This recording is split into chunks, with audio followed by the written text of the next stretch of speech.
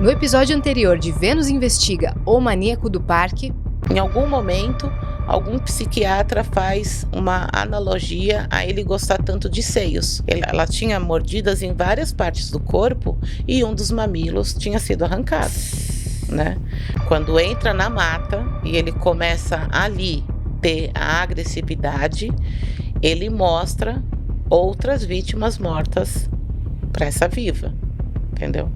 E como que ele conseguiu fazer tantas vítimas sem ser descoberto? Como essas vítimas não foram encontradas antes? Eu acho que a gente tem um monte de elementos que corroboram para que ele tivesse tanto sucesso. Salve, salve, viajantes! Está começando o Vênus Investiga. Vamos continuar comentando sobre o caso Maníaco do Parque. Hoje a gente vai conversar sobre o julgamento e a sentença. Ele foi condenado a 268 anos de prisão por violentar 9 mulheres e assassinar brutalmente 11. O criminoso teve seu retrato falado reproduzido por uma sobrevivente que conseguiu fugir do cativeiro. Assustado com a repercussão da mídia, ficou 23 dias foragido até ser reconhecido por uma família de pescadores para quem pediu hospedagem na fronteira do Brasil com a Argentina. Em 2000, ele foi julgado e condenado por homicídio e ocultação de cadáver. Quem também conversa com a gente é Thelma Rocha, fotógrafa técnico-pericial do DHPP.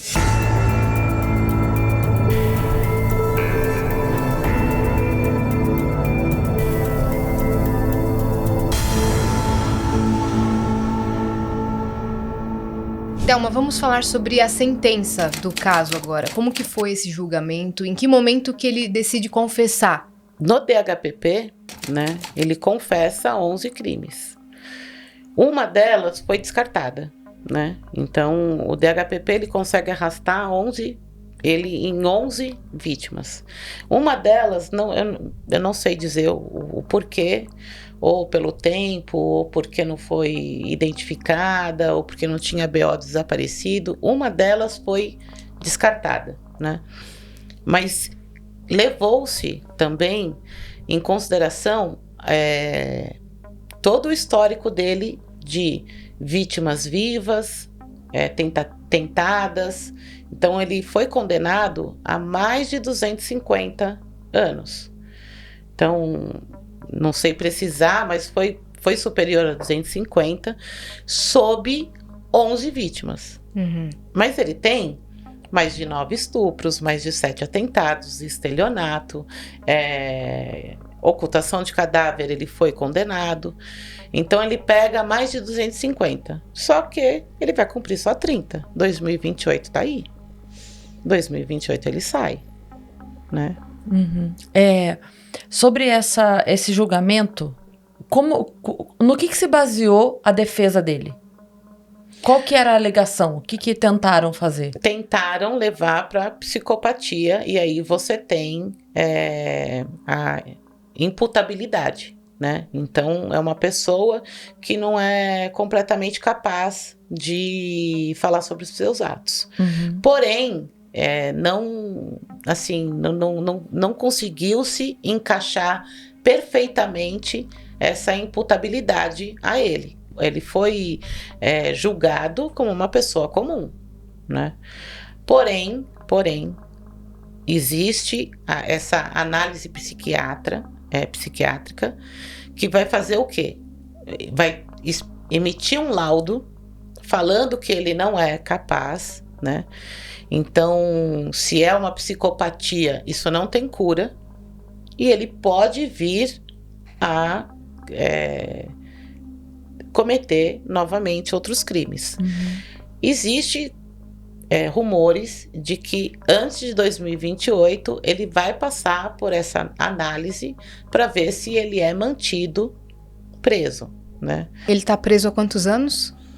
Foi em 98, né? Tá. A pena dele acaba agora em 2028. Então, se eu tinha 4 anos de 25 polícia, anos. 25 anos. 25 anos. 25 anos. Tem notícias onde que ele está preso? Como que tá hoje em dia? Eu não sei em qual cadeia que ele tá, mas eu sei que ele é recordista de carta, né? Ele é recordista de carta. Ele chegou a se casar, não chegou? Ele se casou mas se divorciou logo em seguida porque a esposa alegou um comportamento estranho, né? Que eles tinham um comportamento estranho. Desculpa, mas acho que ela também tem um comportamento estranho, né? Porque... Minha querida. Na verdade, ele teve um comportamento normal para quem ele é. Estranho seria se ele se comportasse de uma maneira... Não né? é? E aí... Não tem nada estranho, na verdade, ali, para ele. Mas né? eu sei que quem cuida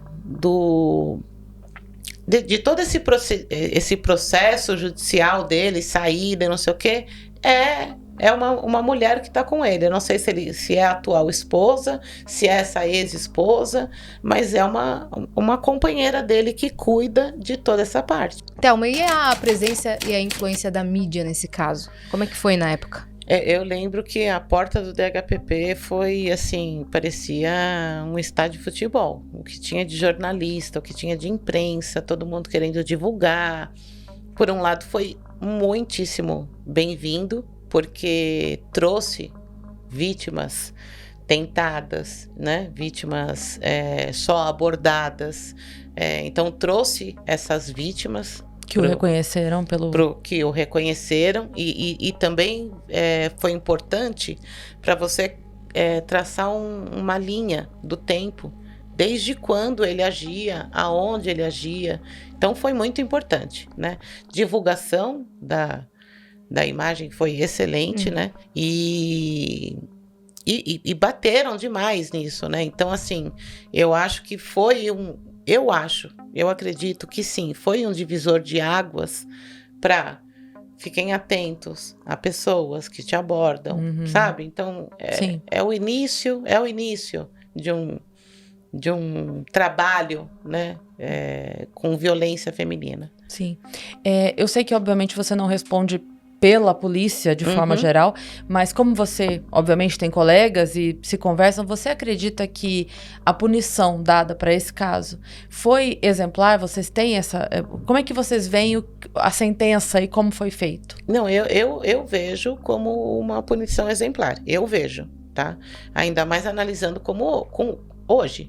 Então, hoje você pega um feminicídio que o cara não é condenado, como deveria, né?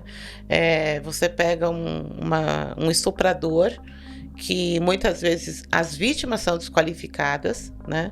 E ele não pega uma pena justa. E você falando em 98, ele pegar mais de 250 anos de prisão, eu achei muito exemplar. Embora ele vá cumprir 30, né? Mas os benefícios são em cima dessa pena máxima.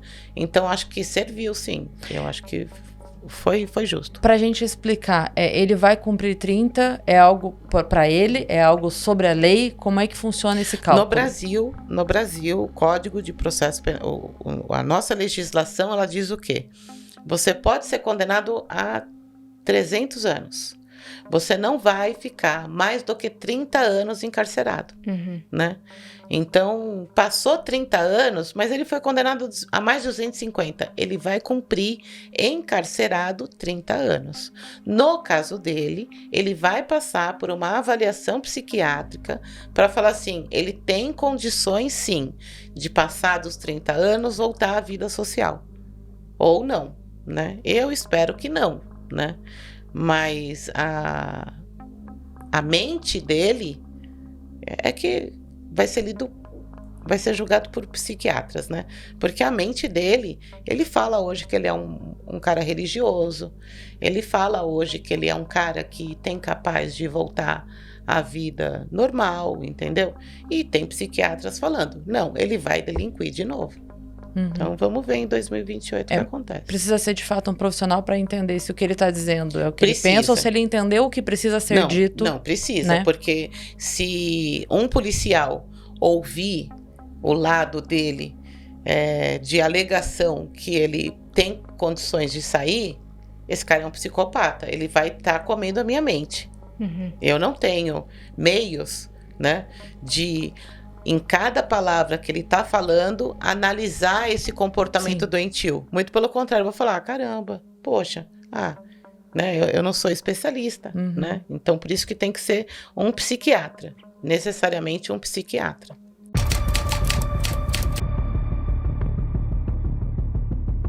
Porque não vai parar tão cedo. Infelizmente, crimes sexuais e crimes de feminicídio é duro, mas infelizmente não vai parar tão cedo. Não vai. A gente ainda tem isso muito enraizado, né? Então, não é um crime passional, não é um crime de relação, não é um crime de oportunismo, é um crime de psicopatia.